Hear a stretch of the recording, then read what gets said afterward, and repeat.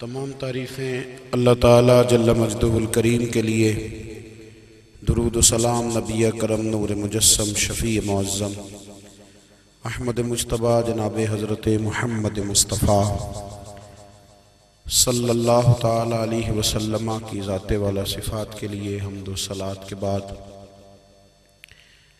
عزیز دوستو، بزرگوں اور بھائیوں، انسان کھائے پیے سوئے جاگے تو اس کے جسم کی ضروریات پوری ہوتی ہیں، لیکن جب وہ اللہ کا ذکر کرتا ہے، نماز پڑھتا ہے، دعا مانگتا ہے، استغفار پڑھتا ہے، درود و سلام کے گجرے پیش کرتا ہے، تو پھر اس کی روحانی ضروریات پوری ہوتی ہیں۔ آج جس زمانے میں ہم وقت گزار رہے ہیں، لوگوں کی جسمانی ضروریات پوری کرنے کے لیے، غذائی ضروریات پوری کرنے کے لیے بہت سارے بندوبست کیے جا رہے ہیں، لیکن جتنا لوگ اپنی ظاہری ضروریات میں خود کفیل ہوتے جا رہے ہیں، اتنا ہی زیادہ وہ روحانی طور پر کمزور ہوتے جا رہے ہیں۔ گھنٹوں بیٹھ کر گپ شپ کرنے والے لوگوں کے لیے تھوڑی دیر بھی ذکر الہی کرنا مشکل ہو جاتا ہے۔ لمبی چوڑی باتیں کرنے والے، لمبے چوڑے دلائل دینے والے لوگ اور سمجھدار لوگ اور سیانے لوگ عبادت کے معاملے میں سستی کرتے ہیں، عمل کے مسئلے میں کمزور ہو جاتے ہیں۔ تسبیحات کرنا، وظائف پڑھنا، درود و سلام پڑھنا، کم بولنا، سچی بات کرنا، صبر سے رہنا، شکر کو اپنانا، قناعت اختیار کرنا، حسد، بغض، عداوت سے بچنا، یہ لوگوں کے لیے مشکل ہو جاتا ہے۔ پھر اس کا نقصان یہ ہے کہ معاشرہ ایک عجیب سی بے سکونی اور بے قراری کا شکار ہے۔ جیب میں بہت زیادہ پیسے رکھنے والا، خوش شکل نظر آنے والا، پیٹ بھر کے روٹی کھانے والا شخص بھی ڈھونڈتا پھرتا ہے کہ آخر میں پریشان ہوں کیوں۔ آپ انسانیت کی تاریخ پڑھیں گے تو آپ کو معلوم ہوگا کہ انسان نے کبھی پتھر کی پوجا کی، کبھی معاذ اللہ چاند سورج کی، درختوں کی، بتوں کی پوجا کی۔ معاذ اللہ یہ غلط ڈائریکشن پہ تو چڑھ گیا، لیکن ایسا نہیں ہے کہ کوئی بندہ دنیا میں آیا ہو اور کسی کی اس نے عبادت نہ کی ہو۔ اس لیے کہ اللہ تبارک و تعالیٰ نے جس طرح ہمارے جسم میں کھانے کی طلب رکھی ہے، پینے کی طلب رکھی ہے، سونے کی طلب رکھی ہے، اسی طرح اللہ تعالیٰ نے عبادت کے لیے طلب رکھی ہے جسم میں۔ یہ تو ہوا کہ انسان گمراہ ہو گیا، غلط رستوں پہ چل نکلا، اس نے جھوٹے معبودوں کی طرف معاذ اللہ توجہ کر لی، لیکن وہ کسی نہ کسی کے سامنے جھکتا رہا، چونکہ اس کے وجود میں طلب تھی، شوق تھا اسے کہ وہ عبادت کرے۔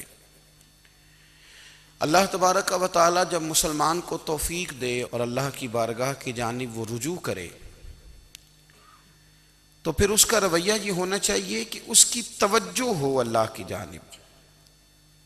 ہمارے ہاں تسبیحات پڑھ لی جاتی ہیں اگر کبھی موقع ملے، لیکن وہ خاص انہماک، وہ خاص شوق، وہ خاص ذوق اللہ تبارک و تعالیٰ کی عبادت کا، ایک ہوتا ہے نماز پڑھنا، ایک ہوتا ہے اہتمام کے ساتھ نماز پڑھنا، یعنی ذرا وقت پہ اٹھنا، ذرا صحیح کر کے وضو کرنا، ذرا شوق سے مصلی بچھانا۔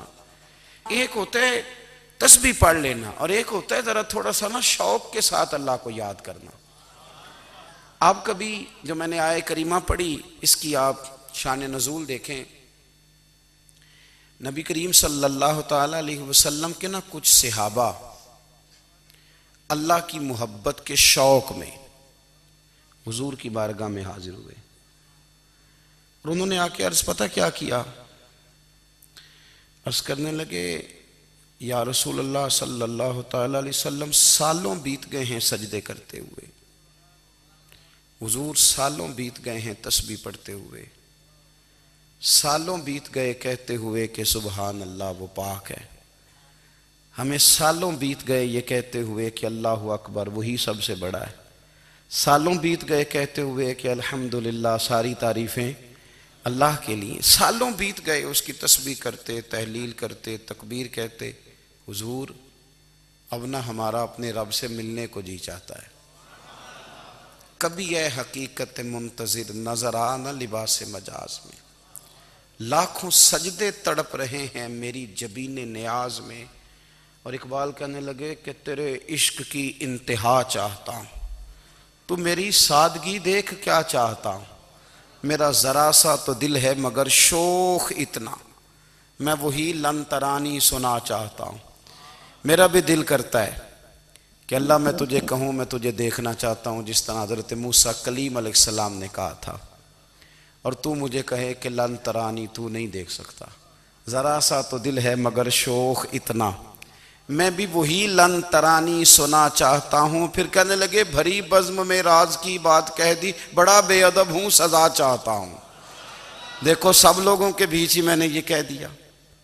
میرے عزیز صحابہ نا شوق میں، کتنے سارے لوگ ہیں آپ، کتنی ماشاءاللہ بڑی تعداد میں آپ آئیں، ہم بھی کبھی اس شوق میں گئے ہیں کہ ہمارے رب کو دیکھنے کو دل چاہتا ہے، ہمارا جی چاہے وہ کبھی ہمیں ملے، ہم کبھی اس کی زیارت کریں، اس کی بارگاہ کرم میں ہم حاضر ہوں۔ صحابہ نے عرض کیا یا رسول اللہ صلی اللہ تعالی وسلم ہمارا رب کہاں ہے؟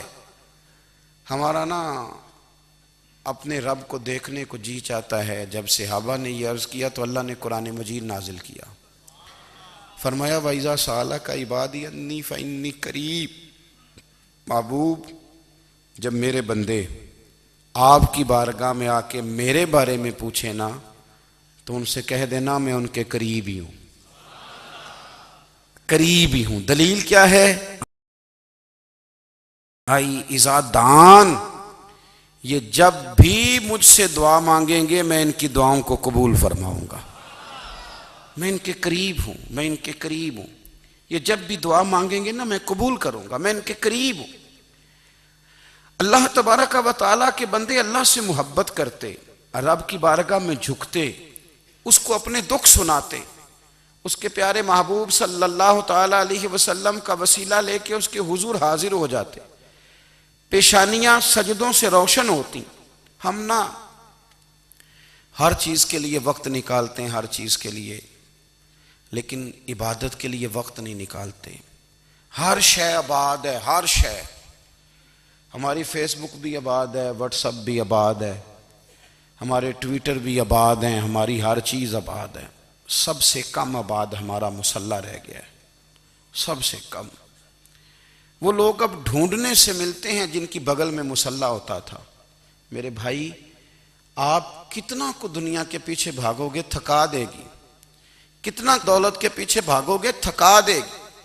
آپ جب اپنی زندگی میں جمع تفریق کرو گے نا تو مرتے وقت احساس ہوگا کہ سارا کچھ تو لوگوں کے لیے کیا، اپنے لیے تو کر ہی کچھ نہیں سکے۔ اور ہم عبادت کے معاملے میں بہانے بازی بھی کرتے ہیں، ہم کہتے ہیں اوہو رزق کمانا بھی تو عبادت ہی ہے نا، تو میں حلال روزی کے لیے جا رہا ہوں یہ بھی تو عبادت ہے نا۔ میری طرح کے لوگ کہہ دیتے ہیں کہ میں سویرے اٹھ کے مدرسے میں کچھ اسباق دیکھتا ہوں تو یہ بھی تو عبادت ہے، میں بیان کرنے کے لیے مطالعہ کرتا ہوں تو یہ بھی تو عبادت ہے نا، اتنے لمبے سفر کر کے ملک میں دنیا میں گھومتا ہوں تو یہ بھی تو میں عبادت ہی کر رہا ہوں۔ اب اسپیشل نفلوں کے لیے وقت کس طرح نکلے، اسپیشل کر کے تسبیح میں کیسے چلاؤں، میں سارا کچھ ہم بہانے بنا لیتے ہیں نا۔ میرا سوال یہ ہے کہ یہ ساری باتیں صحابہ کو، نبی کریم کو، دیگر لوگوں کو بھی تو پتہ تھی نا، لیکن آپ غور تو کریں 23 سال حضور کو وقت ملا، مختصر وقت ظاہراً تبلیغ کرنے کے لیے، پوری دنیا میں دین بھی پھیلانا ہے۔ گھر میں 11 ازواج ہیں، 4 بیٹیاں ہیں، ان کی اولادیں، سارے کام کاج بھی دیکھنے ہیں، لیکن سیدہ طیبہ طاہرہ حضرت عائشہ صدیقہ رضی اللہ تعالیٰ عنہ فرماتی ہیں سارا دن تبلیغ کرتے، ہر غلام کے دکھ سنتے، گھر میں آتے تو اپنے گھر والوں کا خیال کرتے، کام میں ہمارا ہاتھ بٹاتے۔ قربان جاؤں، کہتی ہیں زمانہ سارا سو جاتا لیکن آمنہ کے لال مصلی بچھا لیتے۔ دنیا سو گئی ساری، سب سو گئے، جو خدام تھے، وہ جو غلام تھے، وہ سو گئے۔ صحیح مسلم میں لفظ ملیں گے، سیدہ پاک فرماتی ہیں او میرے نبی کے غلاموں، میں نے یہ رنگ بھی دیکھا ہے کہ حضور نے اتنا کھڑے رہے، اتنا قیام کیا، اتنا قیام کیا کہ مقدس پیروں میں ورم آ گئے، سوج گئے پیر، اتنے بڑے۔ دل پہ ہاتھ رکھ کے نہیں بتا سکتا کہ میرے کبھی نماز میں پیر سوج گئے ہوں، کوئی نہیں بتا سکتا۔ بچوں کی روٹی کماتے تھک گئے بات الگ ہے، ہم سیر کرنے گئے تو تھک گئے بات الگ ہے، لیکن عبادت میں یہ بھی تو مسلم شریف ہے نا، یہ بھی تو دین ہے نا، یہ بھی تو حضور کی سنت ہے، یہ بھی تو وہ چیز ہے جو کریم کی آنکھوں کی ٹھنڈک ہے۔ سیدہ فرماتی ہیں پیروں میں ورم آ گئے، اور ساری رات ہی حضور نے نماز پڑھی اور ایک ہی آیت بار بار دہرائی۔ مسجد نبوی میں بلال حبشی نے فجر کی اذان دے دی اور حضور ابھی مصلی پہ تھے، کریم فارغ ہوئے۔ میں نے عرض کی یا رسول اللہ صلی اللہ علیہ وسلم، آپ کے تو صدقے اللہ اگلے پچھلوں کے گناہ معاف کرے گا، تو آپ اتنی آہوزاری کیوں فرماتے ہیں؟ آپ تو شفیع ہیں، آپ تو انبیاء کے امام ہیں۔ تو حضور نے فرمایا عائشہ تم نے گنوایا ہے نا میرے اللہ کی مجھ پر کتنی رحمت ہے، افلا اکون عبدا شکورا، فرمایا اگر اس نے اتنی نعمتیں دی ہیں تو کیا میں اس کا شکر گزار بندہ نہ بنوں؟ میں شکر گزار بندہ نہ بنوں اس کا؟ پھر اگر اتنی نعمتیں اس نے دی ہیں، مجھے اتنا نوازا ہے، تو پھر میں اس کے سامنے سجدے نہ کروں؟ او میرے بھائی، بڑے قابل فخر لوگ ہیں ہم کہ ہم نبی پاک کے غلام ہیں، ہم قابل فخر ہیں کہ نبی کریم کے غلام ہیں۔ کیا کبھی اس غلامی کے شکرانے میں بھی دو نفل پڑھے کہ یا اللہ تیرا شکر ہے تو نے ہمیں حضور کا غلام بنایا ہے؟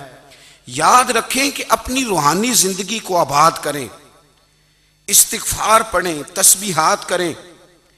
حضرت عبداللہ ابن عمر رضی اللہ تعالیٰ عنہ حضرت عمر کے صاحبزادے، مکہ مکرمہ میں ان کی قبر ہے۔ میں نے جب انہیں پڑھا تو مجھے ان سے بڑا پیار ہو گیا، لیکن آپ کو پتہ ہے وہاں جا کے کسی شخص کا مزار تلاش کرنا یا پوچھنا ایک مشکل کام ہوتا ہے۔ تو ایک دفعہ میں مکہ شریف میں حاضر تھا، تو ایک گاڑی والا ڈرائیور مجھے کہنے لگا کہ مولانا میں آپ کو جانتا ہوں، مجھے آپ سے محبت ہے، ایک بات بتاؤں آپ کو؟ میں نے کہا بتاؤ۔ کہنے لگے حضرت عبداللہ ابن عمر کی قبر دیکھنی ہے۔ میں نے کہا یہ تو نہیں کہہ رہا، یہ کسی نے بندوبست کرایا ہے، یہ اللہ نے تیرے دل میں بات ڈالی ہے، یہ ہو گیا تو لے چل مجھے۔ حضرت عبداللہ ابن عمر کو نبی پاک نے فرمایا تھا راجل صالح، یہ نیک بندہ ہے، یہ متقی آدمی۔ حضرت عبداللہ ابن عمر رضی اللہ تعالیٰ عنہ سیدنا فاروق اعظم رضی اللہ تعالیٰ عنہ کے صاحبزادے ہیں، اور ان کی ہمشیرہ سیدہ حفصہ رضی اللہ تعالیٰ عنہ حضور کی زوجہ محترمہ ہیں۔ ایک دن اپنی ہمشیرہ سے کہنے لگے کہ نبی کریم صلی اللہ تعالیٰ علیہ وسلم گھر میں آئے نا، اور اگر حضور غم امت میں پریشان نہ ہوں، طبیعت کو حشاش بشاش دیکھو، تو ذرا پوچھنا تو صحیح حضور کا میرے بارے میں کیا خیال ہے، پوچھنا تو صحیح کہ کریم کی بارگاہ میں میرا کیا مقام ہے، میرے بارے میں حضور کیا فرماتے ہیں۔ اب بہن کو کام بتائے، اور بتائے بھی بھائی، اور پھر بہن وہ کام نہ کرے، یہ تاریخ میں ہوتا نہیں۔ حضرت عمر فاروق رضی اللہ تعالیٰ عنہ کی صاحبزادی ام المومنین رضی اللہ تعالیٰ عنہ فرماتی ہیں کہ میں تو بس منتظر تھی، انہوں نے تو کہا تھا نا کہ اگر تم حشاش بشاش دیکھو تو بات کرنا، لیکن حضور تشریف لائے، میری باری تھی، میرے گھر تشریف لائے، کھانا پیش کیا تو فوراً میں نے عرض کی حضور ایک بات پوچھنی تھی۔ تو حضور نے فرمایا پوچھئے۔ میں نے عرض کی حضور میرے بھائی عبداللہ ابن عمر کے بارے میں آپ کا کیا خیال ہے؟ نوجوانوں میری بات پہ غور کرنا، میرے بھائی کے بارے میں آپ کا کیا خیال ہے؟ تو نبی کریم صلی اللہ تعالیٰ علیہ وآلہ وسلم نے میری طرف دیکھا، اور پھر حضور زیر لب تھوڑا مسکرائے، اور بریلی کے امام کہتے ہیں کہ حضور مسکرا دیتے تھے نا تو جو بڑا دکھی ہوتا تھا وہ بھی ہنس پڑتا تھا۔ اب سوال پیدا ہوتا تھا کہ پھر تو اس مسکراہٹ کے لیے انتظار کرنا پڑتا ہوگا کئی کئی مہینے کہ حضور مسکرائیں تو رونے والے ہنسیں، تو اعلیٰ حضرت فرماتے ہیں نہیں، انتظار نہیں کرنا پڑتا، یہ مسکراتے رہنا تو حضور کی عادت ہے۔ جس کی تسکین سے روتے ہوئے ہنس پڑے اس تبسم کی عادت پہ لاکھوں سلام۔ یعنی یہ تو عادت ہے حضور کی مسکراتے رہنا، اس کے لیے انتظار نہیں کرنا پڑتا۔ بھائیو آپ خیال رکھیں گے، غور کریں گے، حضرت عبداللہ ابن عمر رضی اللہ تعالیٰ عنہ کے بارے میں پوچھا تو سیدہ فرماتی ہیں کہ نبی کریم صلی اللہ تعالیٰ علیہ وسلم نہ زیر لب مسکرائے اور فرمایا حفصہ تیرا بھائی ہے تو اچھا، لیکن میں نے سنا ہے کہ عشاء کی نماز پڑھتا ہے تو فجر تک سویا ہی رہتا ہے۔ او نوجوانوں، 10 بجے تک سونے کی بات نہیں ہوئی، 9 بجے تک سونے کی بات نہیں ہوئی، 11 بجے اٹھنے کی بات نہیں۔ حضور فرمانے لگے میں نے سنا ہے کہ عشاء کی نماز پڑھ کے سو جاتا ہے اور فجر تک سویا ہی رہتا ہے، اسے چاہیے کہ تہجد کے وقت اٹھا کرے، اللہ کی بارگاہ میں حاضر ہوا کرے، آہوزاری کرے، سجدے کرے، عبادت کرے۔ اٹھتا ہے اور فجر میں جا کے اٹھتا ہے۔ حضرت جناب حفصہ رضی اللہ تعالیٰ عنہ کہتی ہے میں نے جناب عبداللہ ابن عمر کو پیغام دیا اور میں نے کہا میرے جوان بھائی سن، نبی پاک نے فرمایا ہے تو اچھا پر تہجد میں نہیں اٹھتا، نفل نہیں پڑھتا۔ او میری ملت کے جوانوں، مزہ نہیں آ جاتا جب ساری دنیا سوئی ہو، ساری دنیا، اور بستر بھی گرم ہو اور نیند بھی پورا غلبہ کر رہی ہو، اور اچانک گھنٹی بجے دماغ میں، آنکھ کھلے، گھڑی پہ نظر پڑے، 3:30 4 بجے کا پیغام گھڑی بتائے، اور کوئی چڑھتی جوانی والا اٹھ کے وضو کرے، اور جب وہ مصلی کھول کے بچھائے تو مدینے والے محبوب کہتے ہیں کہ ہر نماز پہ رب ثواب دیتا ہے، اور جو اٹھ کے تہجد کی نماز پڑھے اسے دیکھ کے تو رب مسکراتا ہے، جو اس کی شان کے لائق ہے، جو اس کی شان کے لائق، وہ مسکراتا ہے، خوش ہوتا ہے کہ میرا بندہ تہجد میں اٹھ گیا، وہ مسکراتا ہے۔ کاش ہماری صبحیں کبھی اپنے مالک کے نام ہو جائیں، کاش کے صبحیں۔ حضرت ابو الحسن رحمۃ اللہ تعالیٰ علیہ حضرت معاذ ابن جبل رضی اللہ تعالیٰ عنہ کے پاس بیٹھا کرتے تھے، فرماتے ہیں ان سے جو پیار بڑھا تو پھر میرا مصلی سے بھی بڑھ گیا۔ تابعی ہیں، فرماتے ہیں صحابی رسول سے محبت ہوئی تو ذکر سے بھی ہو گئی، پھر درود شریف سے بھی ہو گئی، محبت ان سے بڑھی تو پھر اللہ نے مسجد کا پیار بھی بڑھا دیا۔ آپ فرماتے ہیں کہ میری ہر وقت طبیعت چاہتی تھی کہ بس اللہ اللہ کروں، بس اللہ اللہ کروں، بس نہ میں ذرا تھوڑی جان چھڑاؤں لوگوں سے، کوئی 10 منٹ ملے تو میں کچھ 4 نفل پڑھ لوں، میں تھوڑا سا نہ بچوں لوگوں سے، اور مجھے تسبیح ملے تو میں نہ کچھ 400-500 دفعہ استغفار پڑھوں، سبحان اللہ، الحمدللہ، اللہ اکبر، لا حول ولا قوت الا باللہ، میں نہ تسبیحات پڑھوں۔ فرماتے ہیں کہ بچے تھے گھر میں 6-7، غربت تھی، کام ملتا کوئی نہیں تھا، اور میں کام چور نہیں تھا، کام ڈھونڈتا تھا، پر اللہ کی قدرت کے کام نہیں ملتا تھا۔ فرماتے ہیں کہ میں نے ایک دن اپنی اہلیہ سے کہا کہ آج میں پھر جاتا ہوں کام ڈھونڈنے، تو میری بیوی بڑی فرما بردار تھی، پر اس دن نہ غربت کے ہاتھوں تنگ آ کے کہنے لگی آج نانا کوئی تو چیز لے کے آیا، تو مجھ سے بچوں کی بھوک نہیں دیکھی جاتی، یہ سب روگاں دا روگ محمد جس دا نام غریبی، کنڈ بلا کے لنگ جاندے نہیں دوست یار قریبی، تو آج نہ کچھ لے کے آیا تو میں بچے لے کے چلی جاؤں گی۔ شیخ فرماتے ہیں کہ میں بڑا پریشان گھر سے نکلا، پر میں نے صبح سے لے کے زور تک کام ڈھونڈا، کام ملا کوئی نہیں، تو میرے دل میں خیال آیا چلو کام نہیں ملتا تو اللہ اللہ تو کرے نا، چلو بندوں کی مزدوری نہیں ملتی تو رب کریم کی عبادت ہی کرتے ہیں۔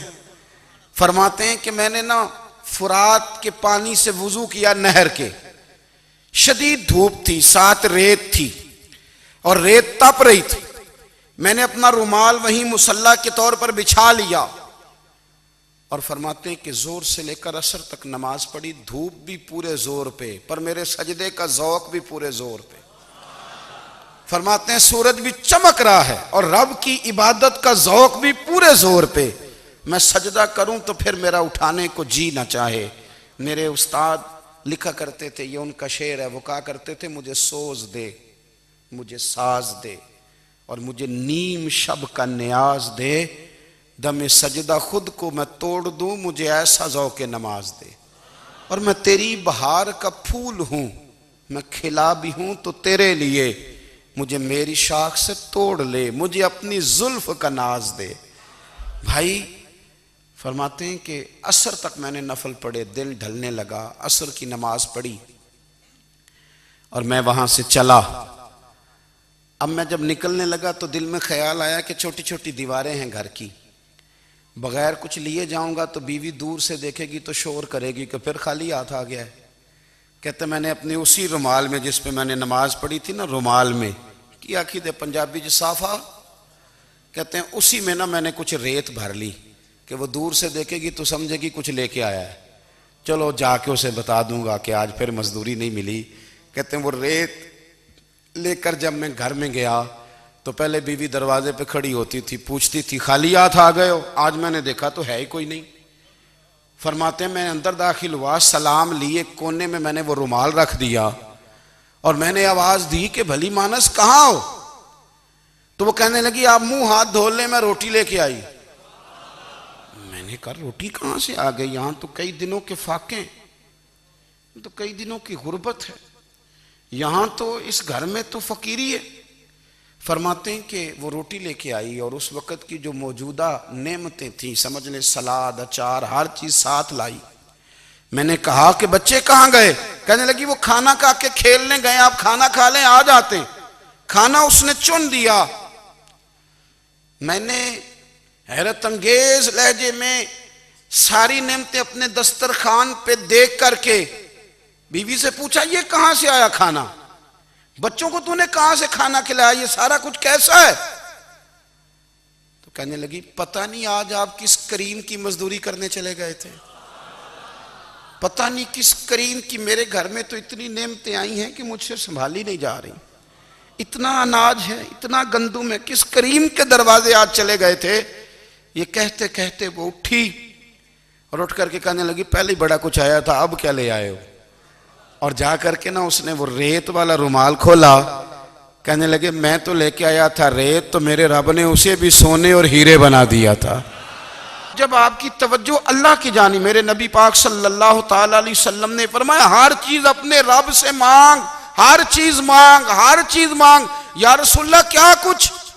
میرے محبوب نے فرمایا تیرے گھر میں نمک بھی ختم ہو جائے تو وہ بھی اپنے رب سے مانگا کر، تو مانگنا وہ تجھے دے گا، تو اس کی بارگاہ میں کشکول طلب دراز تو کرنا۔ اور ترمذی شریف میں عجیب لفظ ہیں، رسول کائنات نے فرمایا، رب کریم فرماتا ہے جب میرا بندہ ہاتھ اٹھاتا ہے نا تو مجھے حیا آتی ہے کہ میں خالی کیسے لوٹا دوں اس کے، اتنے بڑے بادشاہ کی بارگاہ میں۔ او بھائی لوگوں سے عزتیں تلاش کرتے ہو تو وہ کیا تمہیں عزت دیں گے؟ وہ تو کل اچھا کہتے ہیں پرسوں برا کہنے لگ جاتے ہیں۔ لوگوں کے سامنے گڈ بک میں آنا چاہو گے تو وہ تو سویرے تمہارے بارے میں کچھ کہیں گے، شام کچھ اور کہیں گے۔ اپنی روحانی زندگی آباد کریں، اپنے مسلح کو وقت دیں، اور دنیا سے چھپ کر اس موبائل کو بند کر کے اور اپنے آپ سے بھی چھپ کے اور تنہا ہو کے چھپا کے سارا کچھ اپنے آنسو اپنے رب کی بارگاہ میں پیش کریں، اس کے حضور حاضری دیں۔ سنو نا ترمذی کی حدیث، اور اسے یاد رکھنا، نبی پاک علیہ السلام نے فرمایا اپنے دکھ لوگوں کے سامنے نہ بیان کرنا، سیٹھوں نوابوں کو نہ بتاتے پھرنا، دنیا داروں کے سامنے جا کے نہ رونا کہ میں تکلیف میں ہوں۔ فرمایا اگر دنیا داروں کو دکھ بتاؤ گے رب تمہیں کبھی غنی نہیں کرے گا، اور لوگ ہیں کہ الٹا مذاق اڑائیں گے۔ آپ کی جس سے بڑی پکی یاری ہے نا، پکی، وہ تب تک پکی ہے جب تک آپ نے 50,000 مانگا نہیں، اور جس وقت آپ نے کہہ دیا کہ میں مجبور ہوں میری مدد کر تو پھر ختم ہو گئی دوستی۔ لوگوں کی تعلقات آپ کے ساتھ تب تک ہیں جب تک آپ ان سے کوئی ضرورت وابستہ نہیں کرتے۔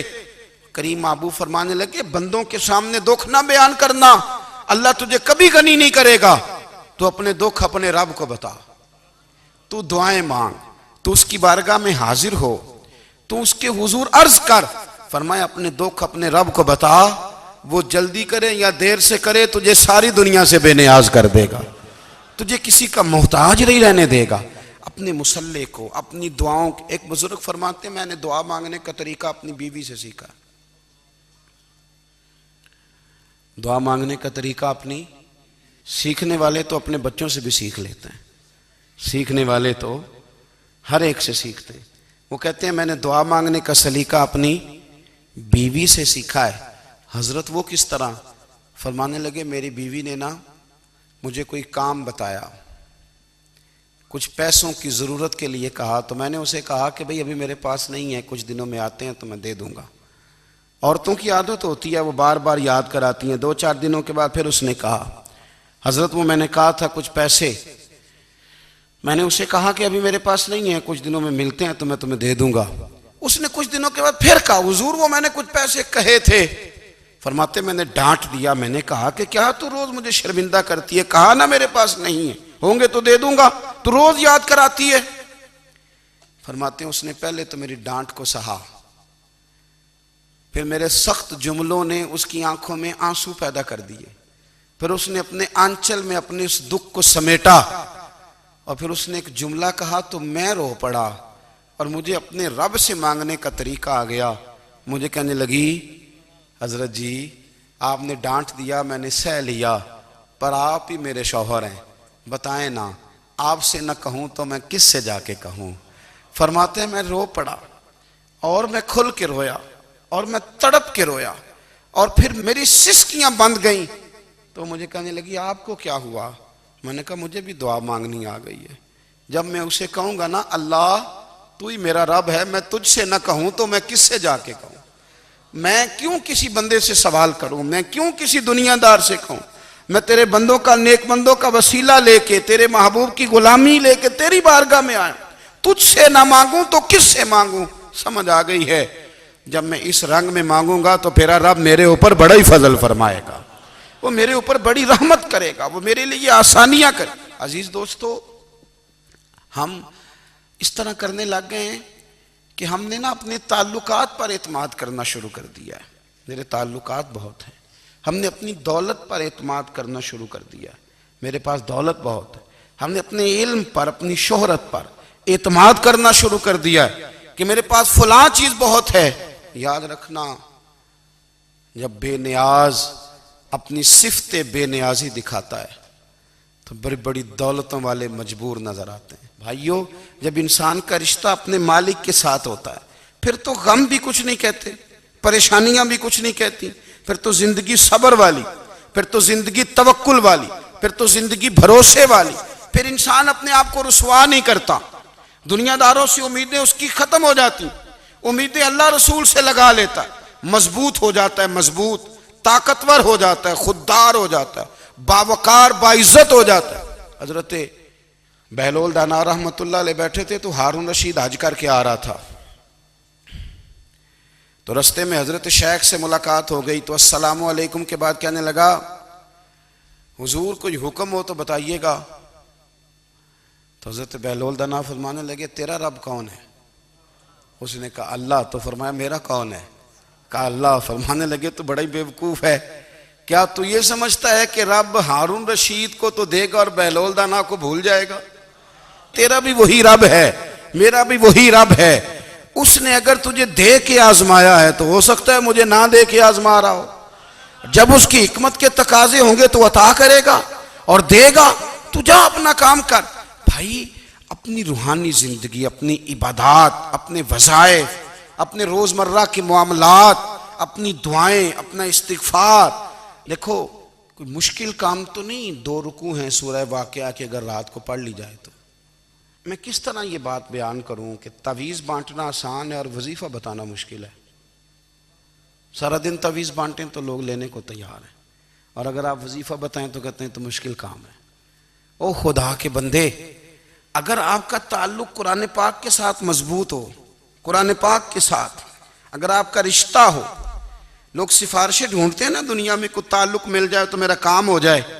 دنیا میں اتنا مشکل معاملہ ہے، آخرت میں مجھے بتائیے گا کتنا مشکل معاملہ ہوگا. میرے نبی پاک صلی اللہ تعالیٰ علیہ وسلم نے فرمایا جو لوگ سورہ ملک پڑھا کرتے تھے نا، سورہ ملک، یہ سورت ملک قیامت میں ان کی سفارش کرے گی. اور اس طرح کرے گی کہ کہے گی اے اللہ یہاں اس بندے کو جنت میں داخل کر دے یا مجھے قرآن پاک سے علیحدہ کر دے، تو رب فرمائے گا جا اس کا دامن تھام کے اسے جنت تک پہنچایا۔ آپ بات کو سمجھیں، جب آپ کے تعلقات اپنے معاملات کے ساتھ مضبوط ہوں گے، یہ نبی کریم نے وعدہ کیا ہے کہ تو سورۃ واقعہ پڑھ تیرے گھر میں فاقہ نہیں آئے گا۔ حضرت عبداللہ ابن مسعود رضی اللہ تعالیٰ عنہ بیمار تھے تو حضرت عثمان غنی رضی اللہ تعالیٰ عنہ تیمارداری کے لیے تشریف لے گئے اور جا کر کے کہا کہ آپ بڑے بیمار ہیں، آپ کی بیٹیاں زیادہ ہیں، میں چاہتا ہوں کہ خزانے میں سے کچھ مدد کروں۔ تو سیدنا عبداللہ ابن مسعود رضی اللہ تعالیٰ عنہ اٹھ کے بیٹھ گئے اور کہنے لگے امیر المومنین، اللہ آپ کو میری طرف سے میری بیٹیوں کی طرف سے بہتر صلہ دے، میری بیٹیوں کو کسی خزانے کی ضرورت نہیں، میں نے انہیں خزانہ دے دیا ہے۔ کہا جناب آپ نے کون سا خزانہ دیا ہے، میں آپ کے مالی معاملات کو جانتا ہوں۔ تو فرمانے لگے امیر المومنین، میرے نبی کریم نے فرمایا ہے جو سورۃ واقعہ پڑھے اسے کبھی فاقہ نہیں آتا، میں نے بیٹیوں کو یاد کرا دی ہے، یہ خزانہ میں نے انہیں دے دیا ہے۔ وہ سارے والدین سنیں جو بیٹیوں کے لیے پریشان رہتے ہیں۔ حضرت عبداللہ ابن مسعود نصیحت کر رہے ہیں، فرمانے لگے میں نے سورۃ واقعہ یاد بھی کرا دی ہے، پڑھنے کی عادت بھی ڈال دی ہے۔ حضور نے فرمایا ہے جو سورۃ واقعہ پڑھے اسے فاقہ نہیں آتا۔ کہنے لگے چاند تو اپنی جگہ چھوڑ سکتا ہے، سورج گر سکتا ہے، تارے ٹوٹ سکتے ہیں، پر مدینے والے رسول کی بات غلط نہیں ہو سکتی۔ حضور نے فرمایا فاقہ نہیں آئے گا تو انشاءاللہ کبھی بھی نہیں آئے گا۔ کرنے کا کام یہ ہے کہ ہم اپنے معاملات، اپنی عبادات، اپنی دعائیں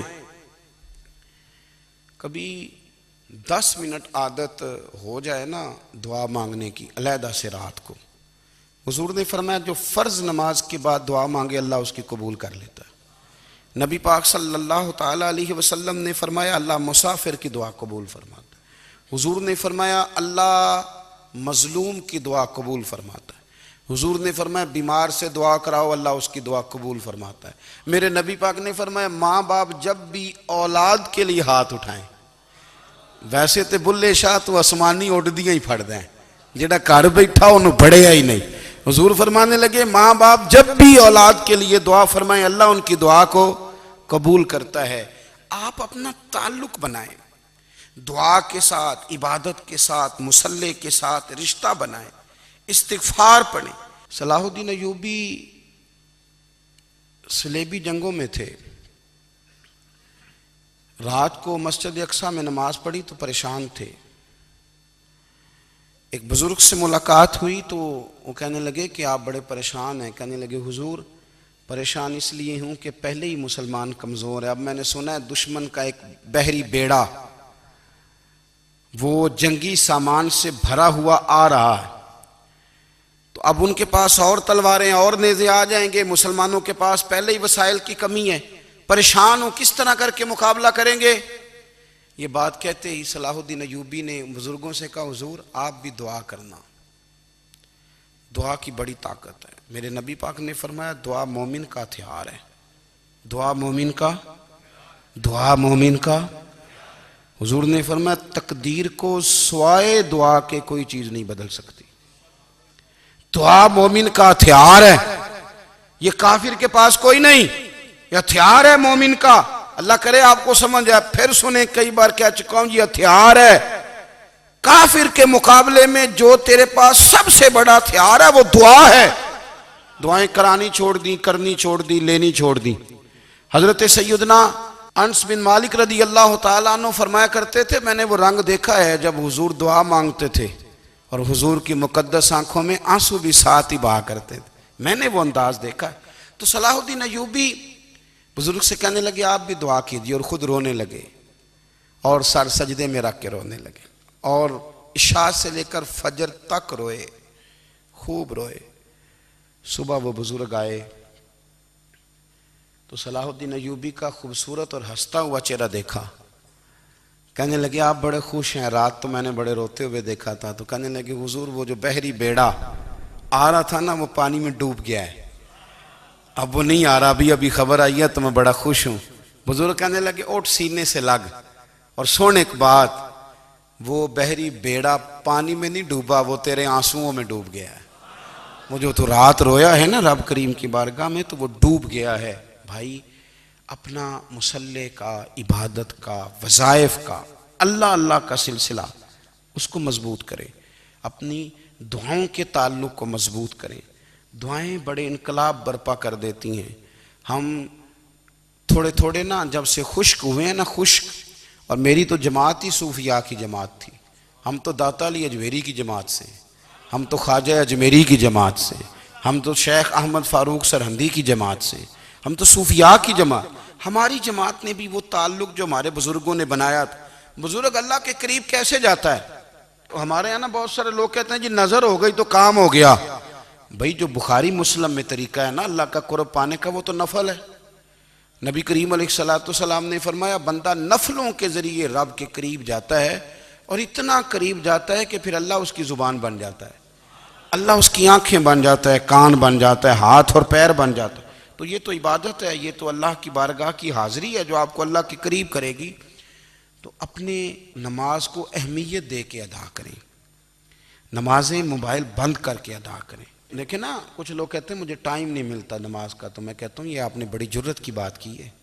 مجھے کو میرا پیر بھائی کہہ دینا میرے پاس ٹائم نہیں آپ کو ملنے کا، تو میں کہتا ہوں آج کے بعد آنا ہی نہ۔ تو کیا سمجھتا ہے، تو وہ بڑا آدمی ہے، تیرے پاس ٹائم نہیں اور ہمیں ملنے کا ٹائم، موج کر۔ تو آپ نے اللہ رسول کو کہہ دیا ٹائم نہیں۔ اور عجیب فلسفہ ہے نا، کہا جائے نماز پڑھنے آؤ تو کہتے ہیں کپڑے ٹھیک نہیں، اور کہا جائے کہ آؤ ذرا دعوت پہ چلیں تو کہتے ہیں 1 منٹ ٹھہر میں کپڑے بدل کے آیا۔ نماز کے لیے کہا تو کہتے ہیں ٹھیک نہیں، دعوت کے لیے کہا تو کہتے ہیں میں ذرا تیاری کر لوں، یوں جانا مناسب نہیں۔ یہ معاملہ ٹھیک نہیں۔ رب تو فرماتا ہے کہ جب تم مسجد میں آ تو زینت اختیار کر کے آ، خوب ذوق سے دعا مانگیں، خوب شوق سے نماز پڑھیں، خوب استغفار کا مزاج بنائیں۔ آپ لوگوں کے بیچ رہ کے سوکھ حاصل کرنا چاہتے ہیں، لیکن آپ کو پتہ ہے کئی مہینے غار حرا میں رہنا بھی مدینے والے محبوب کا طریقہ ہے۔ ہر سال اعتکاف بیٹھنا الگ سے، یہ بھی حضور کا طریقہ ہے۔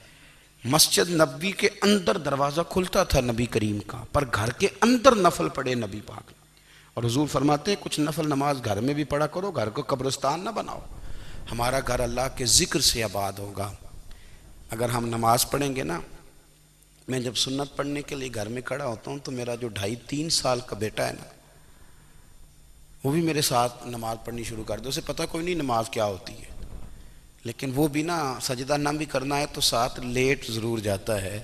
پتہ چلا بچے لیکچر دینے سے نماز نہیں پڑھتے، نماز شروع کر دیں تو بچے بھی شروع کر دیتے ہیں۔